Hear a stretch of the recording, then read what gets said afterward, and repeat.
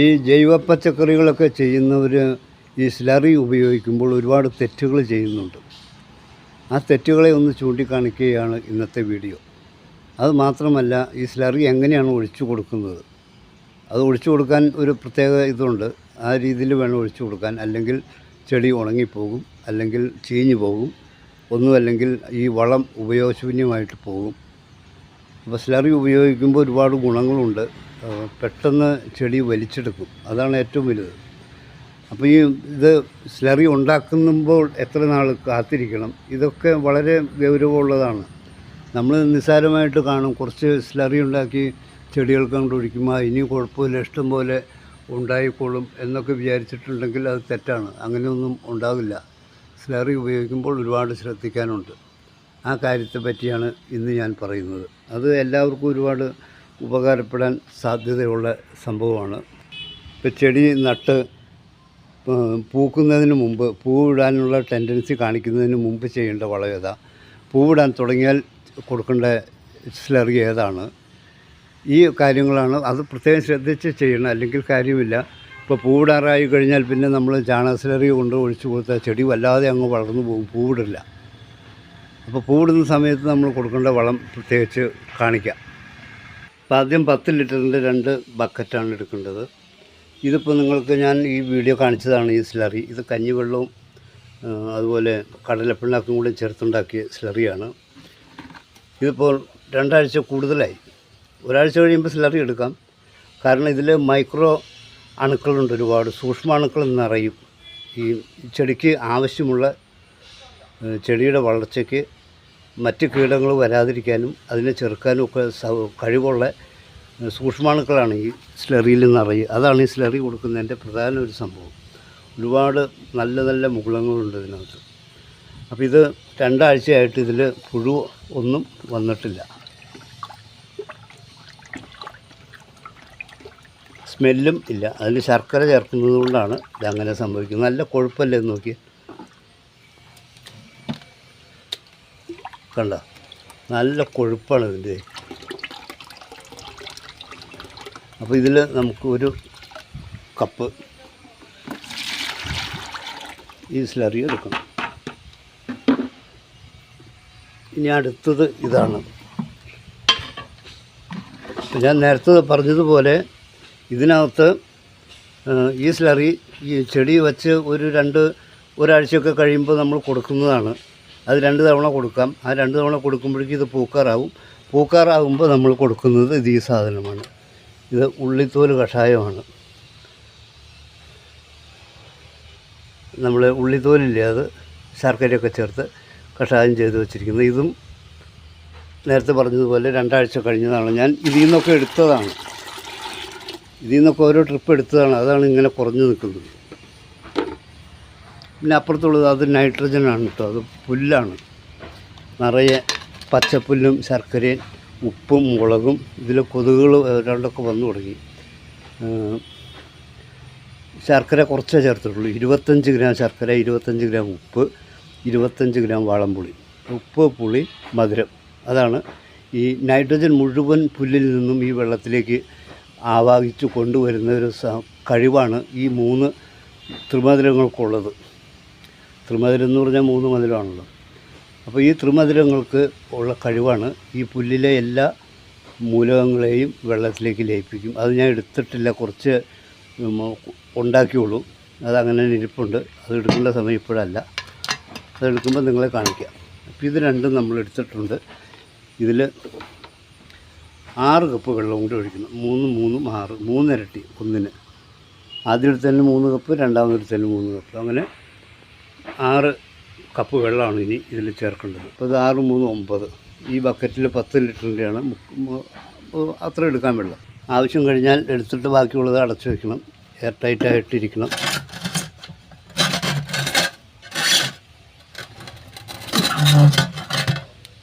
കറക്റ്റായിട്ട് ഇരിക്കണം.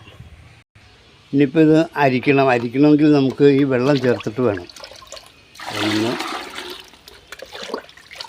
2 3 4 തികഞ്ഞില്ല, അല്പം കൊണ്ട് ഒഴിക്കാം. 5, ബാക്കി ഇതൊരു കപ്പുണ്ട്. ഇത് 6 കപ്പ് വെള്ളം ഒഴിച്ചിട്ടുണ്ട്. ഇനി നമുക്കിത് അരിക്കണം. അരിച്ചില്ലെങ്കിൽ ഇത് കുഴപ്പം. അരിച്ചെടുക്കുമ്പോൾ ഈ ചണ്ടി നമുക്ക് കളയണം. ചണ്ടിയിൽ യാതൊരു ഗുണമില്ല. പിന്നെ എല്ലാം ആ വെള്ളത്തിലേക്ക് ചേർന്നതാണ്. പിന്നെ ആ ചണ്ടി അവിടെ കിടന്ന ഉറുമ്പുകൾ അല്ലെങ്കിൽ വല്ല എലികളോ അല്ലെങ്കിൽ പൂച്ചകളോ ഇതൊക്കെ വന്ന് മാന്താൻ സാധ്യതയുണ്ട്. അപ്പോൾ നമുക്ക് ഉപയോഗമില്ലാത്ത സാധനമാണ്. അതവിടെ കിടന്ന് ചീഞ്ഞ് സ്മെല്ലുണ്ടാക്കാൻ ഇടവരും. അപ്പോൾ അതുകൊണ്ട് അത് കളയണം, അരിച്ചെടുക്കണം. നമ്മൾ ആ വെള്ളം ചേർക്കുന്നതിന് മുമ്പ് അരിച്ചെടുത്തു കഴിഞ്ഞാൽ വെള്ളം താഴേക്ക് വീഴില്ല. കാരണം നല്ല കട്ടിയുള്ള സാധനമാണ്. അപ്പോൾ ഇങ്ങനെ ആകുമ്പോൾ ഇതെല്ലാം നമുക്ക് പെട്ടെന്ന് അരിച്ചെടുക്കാൻ സാധിക്കും.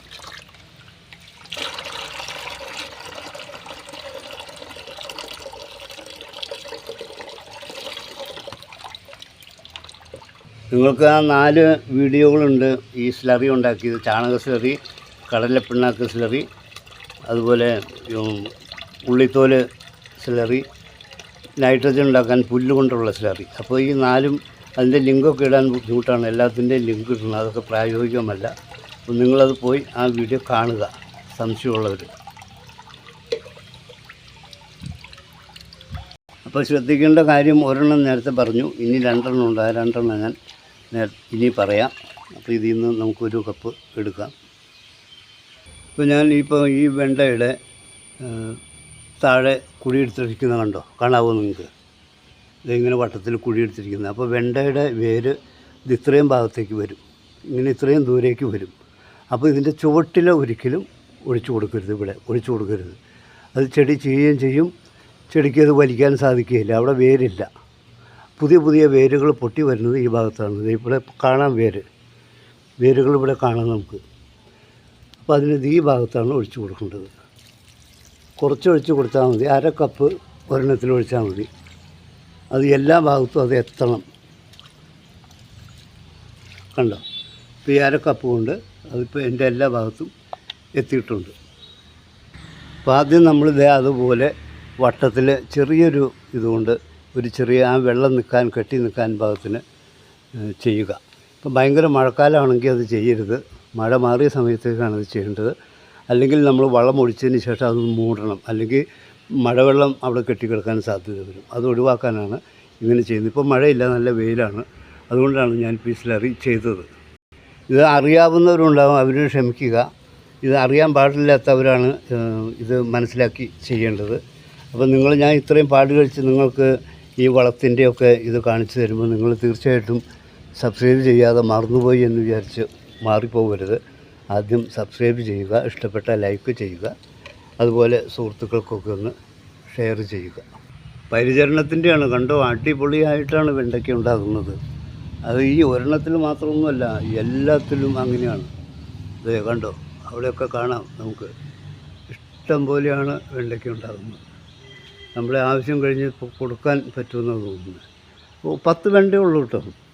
ഞാൻ കാണിച്ചു തരാം ദൂരെ നിന്ന്. അതേ കണ്ടോ, 10 വെണ്ട, 10 വഴുതന തന്നെ പല കളറുണ്ട്. വയലറ്റുണ്ട്, വെള്ളയുണ്ട്, പിന്നെ നീളനുണ്ട്, പച്ച, അതുണ്ട്. അത് ഇതിൻ്റെ കാര്യമാണോ പറഞ്ഞു. പിന്നെ എല്ലാ സാധനങ്ങളും ഉണ്ട്. അത് കണ്ടോ, എന്തുമാത്രമാണെന്ന് നോക്കിയാൽ. തക്കാളി തൈ, നല്ല തക്കാളി തൈ കുറേ പിടിച്ചു കിട്ടി. ഇപ്പോൾ ഞാൻ ഇത്രയൊന്നും വയ്ക്കാറില്ല, 10 എണ്ണം അത്രേ ഉള്ളൂ നമ്മുടെ പരിപാടി. വീട്ടിലെ ആവശ്യത്തിന് ഇത് കുറേ നല്ല തൈകൾ, ആരോഗ്യമുള്ള നല്ല തൈകൾ കുറേ കിട്ടി. ഇപ്പോൾ ഞാൻ അതെല്ലാം അങ്ങോട്ട് വച്ചു എന്ന് മാത്രം. കണ്ടോ, നല്ല ആരോഗ്യമുള്ള തൈകളല്ലേ. അതുപോലെ കോവയ്ക്ക പൂ കുത്തിയിട്ടുണ്ട്. ഇപ്പോൾ തന്നെ ഇഷ്ടംപോലെ ഉണ്ടാവും. എൻ്റെ വഴുതന മറ്റ് തൈകളാണല്ലോ നിങ്ങൾ നേരത്തെ കണ്ടത്. ഇതിപ്പോൾ കുറച്ചും കൂടെ വലുതാണ്. ഇതിലിപ്പോൾ വഴുതനങ്ങ ഉണ്ടായിട്ടുണ്ട്. അപ്പോൾ നമ്മൾ ആ ഓരോ ടേം അനുസരിച്ച് ഇങ്ങനെ ഉണ്ടാക്കും. ഇഷ്ടംപോലെ അതും ഉണ്ടാവുന്നുണ്ട്.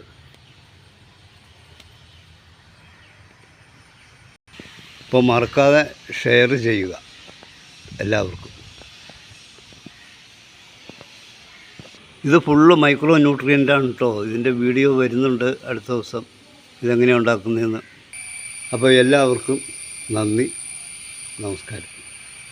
കൊച്ചു കുട്ടികളെ പരിചരിക്കുന്ന മാതിരിയാണ് ഞാൻ എൻ്റെ പച്ചക്കറികളെ പരിചരിക്കുന്നത്. അതുകൊണ്ടാണ് ഇത്ര നന്നായിട്ട് വളരുന്നത്. ഇവർക്ക് ഭക്ഷണം കൊടുത്തതിന് ശേഷം ഞാൻ കഴിക്കുള്ളൂ.